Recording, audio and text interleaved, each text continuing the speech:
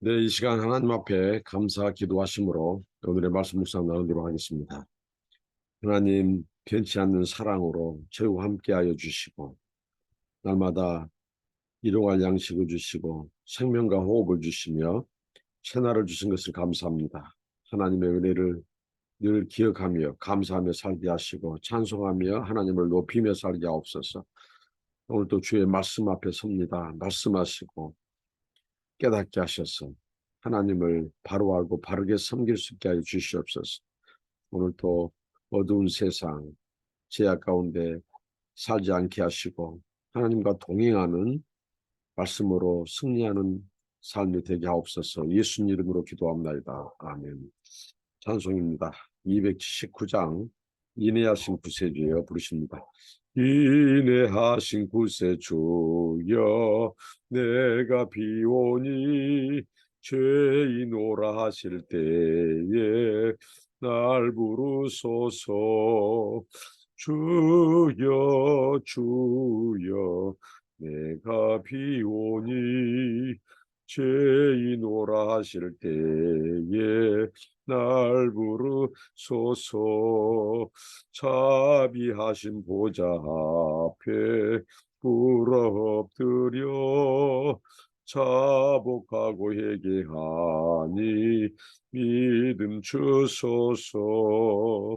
주여 주여 내가 비오니 죄인오라 하실 때에 날 부르소서.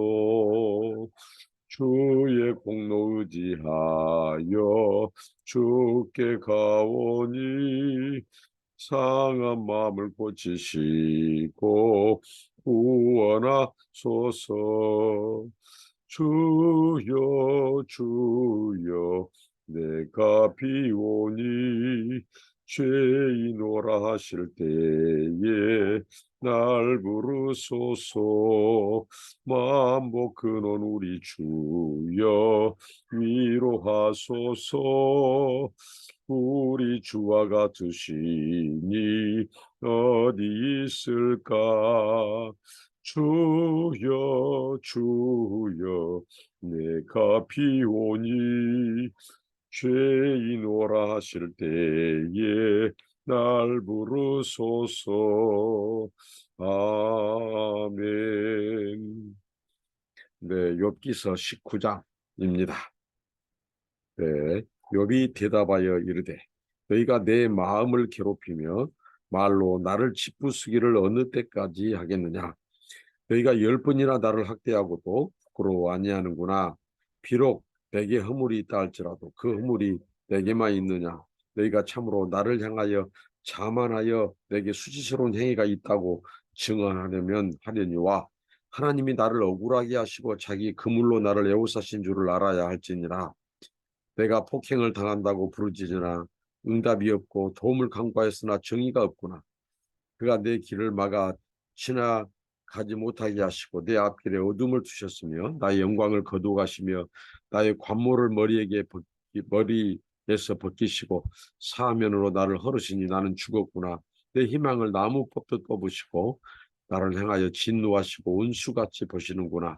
그 군대가 일제히 나와서 길을 도두고 나를 치며 내 장막을 둘러 진을 쳤구나. 나의 형제들이 나를 멀리 떠나게 하시니 나를 아는 모든 사람이 내게 낯선 사람이 되었구나. 내 친척은 나를 버렸으며 가까운 친지들은 나를 잊었구나.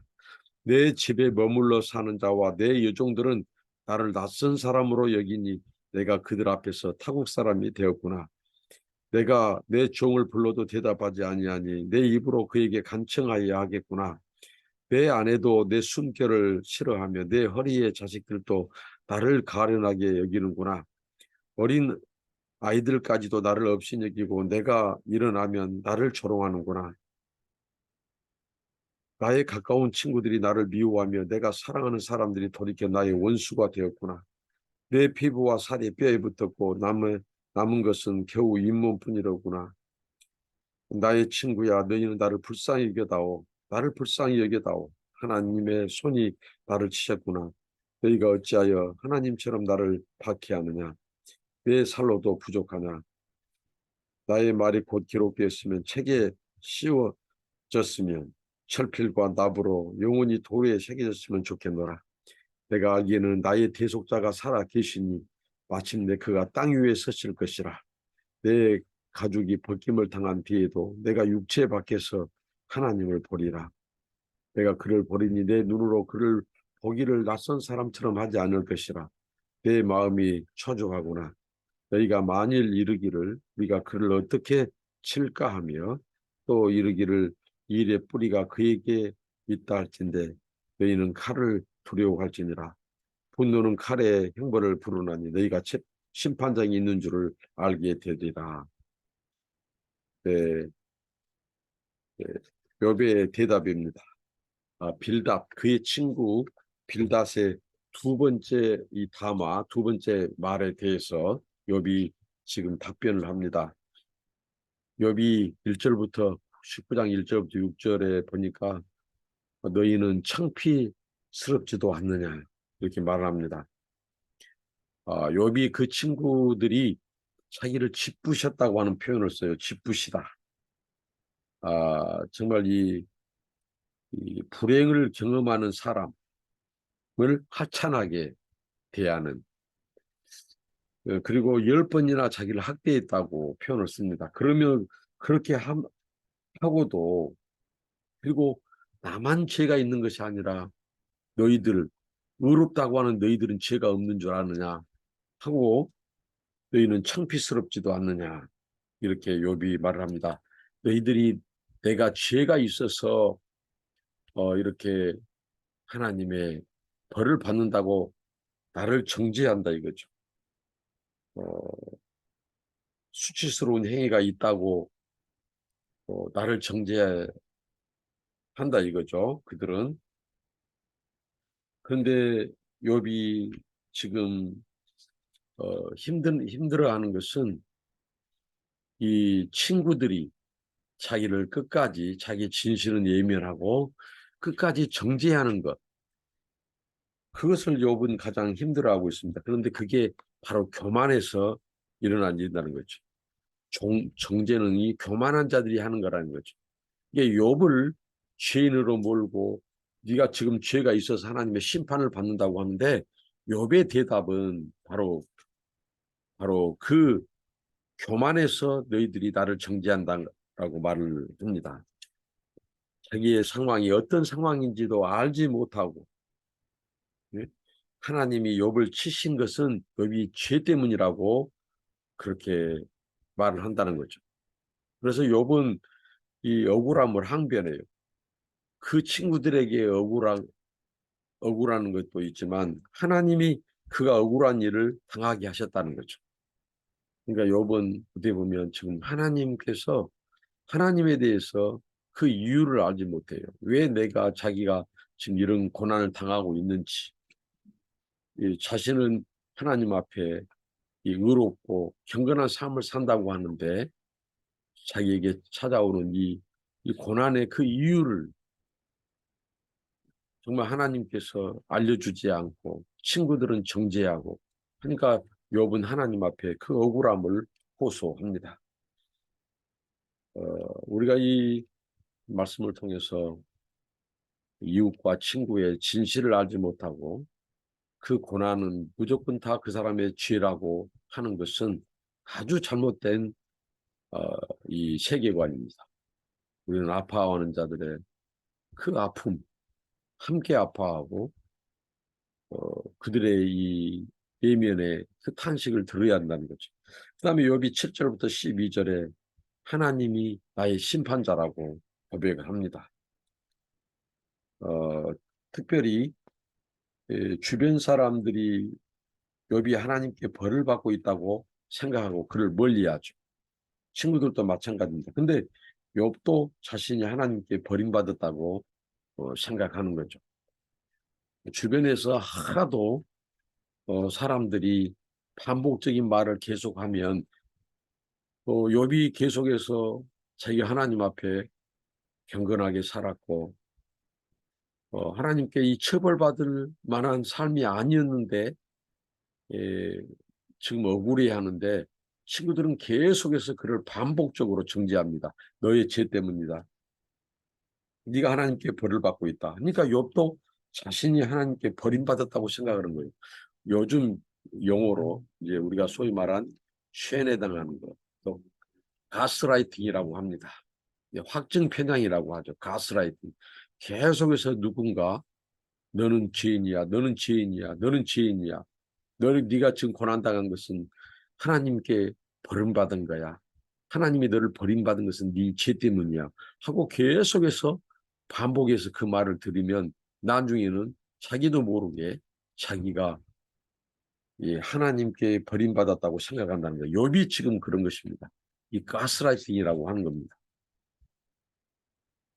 그래서 하나님이 세 가지로 자기를 괴롭히고 자신을 버림받았다고 하는 것은 첫째, 욥이 가는 길을 막아 지나가지 못하게 하시고 가야 할 길을 깜깜하게 해서 아무것도 보이지 않게 하셨다고 하나님이 그러신다고 그가 8절에 고백하고, 둘째는 하나님은 욥이 평생 누리고 즐기던 영광과 명예를 모두 거두어 가셨다고 그가 9절에 생각한다는 거죠.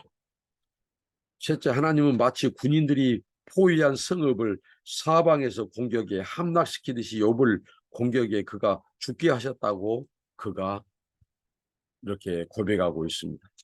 그러니까 하나님이 마치 그렇게 하나님이 자기를 버렸다고 생각하는 거예요. 어떻게 보면 이런 욥의 관점은 그릇된 관점이죠. 그런데 그가 그 고난 가운데서 친구들이 계속 정죄하는 상황 속에서 마치 하나님이 이렇게 자기를 버린 것처럼 생각하고 있다고 하는 것이죠. 욥은 하나님이 그를 이렇게 하시는 것은 원수로 생각하기 때문이라고 11절에 그가 고백하고 있습니다. 그 다음에 13절로 22절에 모든 사람이 나를 따돌린다고 그가 고백을 합니다. 나의 형제들, 그의 형제들, 또 모든 사람들, 친척들, 친지들, 심지어는 그 여종들도 그를 낯선 사람 취급한다는 거예요. 말을 듣지 않는다는 거예요. 자기 아내도 숨결을 싫어하고, 그리고 그의 가족들도, 어린 아이들까지도 욥을 업신여기고, 가까운 친구들은 욥을 미워하고, 사랑하는 사람들이 욥의 원수가 되고, 그에게 이제 남은 것은 이 피부와 살이 뼈에 다 붙어버리고 남은 것은 잇몸뿐이라고, 자기 그 육체에 그 잇몸만 남았다고 그렇게 고백합니다. 그래서 친구들아, 반복해서 자기를 불쌍히 여겨달라고. 너희가 어찌하여 어, 하나님처럼 나를 박해하느냐.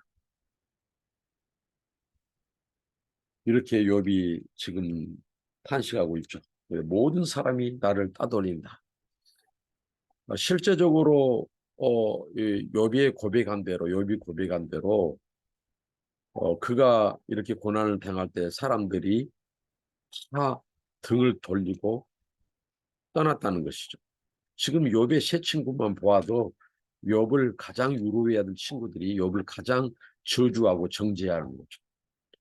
그리고 심지어는 자기 아내도 하나님을 저주하고 죽으라고 그랬죠. 주변의 사람들, 친지들이 다 떠났다는 거죠. 사람이 어려울 때, 고난당할 때 대하는 친구가 진정한 친구라는 거죠. 그런데 사람이 고난당하고, 심지어는 욥은 자식을 잃었고 재산을 다 잃었어요. 주변의 사람들이 떠납니다. 재산이 있을 때는 가까이 한 사람도 재산이 없으면 떠나버려요. 욥이 그 고백을 합니다. 그러면서 친구들에게 불쌍히 여겨달라고 하죠. 그러니까 우리가 지나치게 사람을 의지하지 말라고 말하죠. 성경에 보면 사람을 의지하는 올무에 걸리거니와 여호와를 의지하는 자는 안전하리라, 이렇게 말씀합니다. 도움이 없는 방백들, 이 공직자, 공무원들, 정치인들을 의지하지 말라고 하는 것입니다. 욥이 고백하죠. 그리고 욥이 이제 23절로 27절에 고백합니다. 하나님은 나의 구원자라고. 그러면서 그가 결국은 고백을 합니다. 내 가죽이 벗김을 당한 뒤에도, 그러니까 이 고난을 당하고 그래서 그 육체 밖에서 자기가 하나님을 보리라. 내가 그를 보리니 그는 나를 낯선 사람처럼 대하지 않을 것이라는 거예요. 결국은 나의 대속자가 살아 계신다고 고백합니다. 25절에. 욥의 위대한 고백, 위대한 발견이죠. 욥이 결국은 하나님이 자기를 쳐서 자기를 버렸다고 생각했어요. 친구들, 주변의 친지들, 친척들, 아는 사람들, 심지어는 자기 가족들도 자기를 외면하고 친구들도 자기를 버리고 친한 사람들, 심지어는 아이들도 자기를 업신여기는 그렇게 하나님께 버림받았다고 생각하고 주변 사람 다 떠나고 무시해요. 그런 상황에서 그 절망적인 상황에서 욥이 고백하기를 바로 자기에게 대속자, 자기의 구원자가 기다리고 있었다고 하는 것을 고백합니다. 우리가 아무리 고난당하고 사람들이 자기를 외면하고 떠날지라도 하나님은 나의 주님은 나를 버리지 않고 나의 대속자는 나의 구원자는 살아 계신다. 나를 기다리고 계셨다. 내 육체 밖에서 그의 육체는 이제 몰골이 다 쇠잔하고 심지어는 가죽이 벗긴 것 같은 상황이 됐어. 그래서 육체 밖에서 영원한 가운데 자기를 기다리고 계시는 구원자, 자기의 대변자가 살아 계시다고 고백을 합니다. 여기에 유일한 소망, 희망을 거는 욥을 볼 수 있습니다. 욥은 아무것도 보이지 않는 암흑에서 살고 있어요. 그런데 언젠가는 하나님이 그를 꼭 찾아오실 것을 확신하고 있습니다. 절망 가운데 가장 큰 절망은 하나님을 버려버린 절망이에요. 이 굿이라고 하는 이 영어 단어에서 이 God, 하나님을 빼버리면 영이 돼버립니다. 그러나 아무것도 없는 것 같은 영에서 God, 하나님을 찾으면 하나님을 더하면 좋은 것이 되는 거예요. 굿이 되는 거예요. 그런 것처럼 욥은 이 절망 가운데서 발견했어요. 하나님, 나의 대변자. 왜? 나의 진실, 나의 억울함은 친구들은 알아주지도 않고 오히려 자기를 정죄하고 주변의 사람들은 다 자기를 버리고 외면하고 낯선 사람 취급하고 떠났다는 거예요.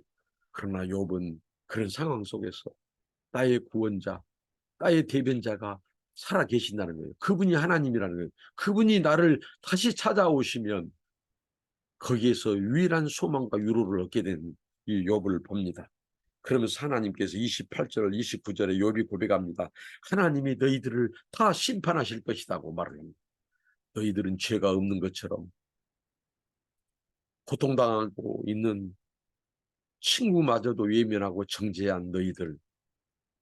그런데 하나님께서 너희들이 이 나를 음해한 너희들, 나를 지금 괴롭히는 너희들, 하나님이 너희들을 칼로 심판하실 것이라고 29절에 고백합니다. 욥은 비록 자신이 온갖 재앙에 시달리고 있지만 하나님이 나의 대변자, 나의 구원자이신 하나님이 육체 밖에서 나를 만나주고 내 진실을 나중에 아시게 된다면 모든 재앙을 거둘 것이다. 억울한 일을 당한 그를 괴롭힌 친구들을 하나님이 이제 벌하실 것이라고 고백을 합니다. 그런 친구들을 하나님이 욥을 괴롭힌 친구들을 벌하실 거라고. 이제 하나님이 이전에는 나의 심판자가 되었는데 이제는 하나님이 나의 구원자가 되실 것이다. 왜? 나의 진실을 알게 될 것이다. 그리고 자신들은 죄가 없다고 의인인 것처럼 행동하고 오히려 아파한 친구를 정죄했던 너희들은 칼로 망할 것이다. 하나님이 너희들을 심판하실 것이다. 이제 나에게는 하나님이 구원자, 대변자가 될 것이다. 이렇게 욥이 빌닷의 그 정죄에 대해서 그가 답변을 합니다.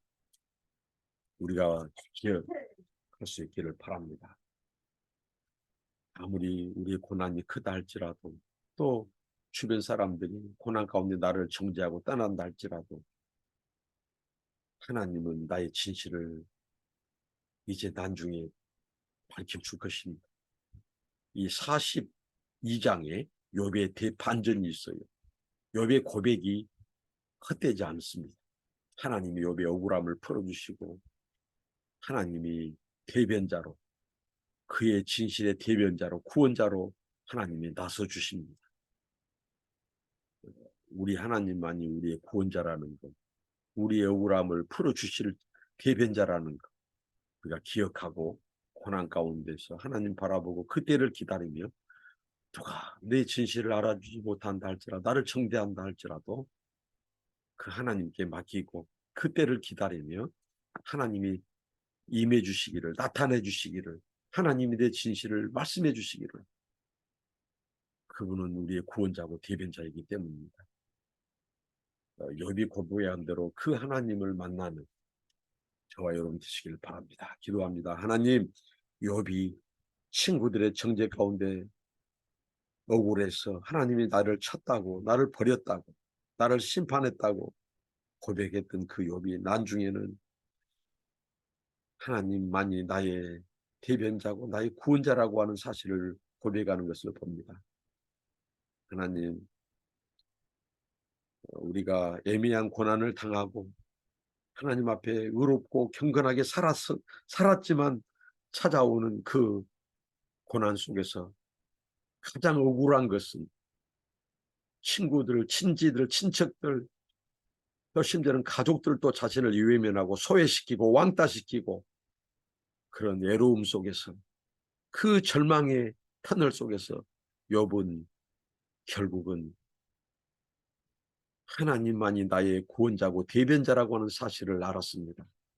하나님, 하나님을 잊어버리는 하나님을 잃어버리는 것이 가장 큰 절망인 것을 깨닫게 하시고 사람들이 다 나를 떠나고 나를 등진다 할지라도 그런 극도의 고독과 애로움 속에서 절망하지 않고 그 절망 끝에서 구원자 하나님을 발견하는 욥과 같은 저희의 고백이 되게 하옵소서. 예수님 이름으로 기도합니다. 아멘. 감사합니다. 축복합니다.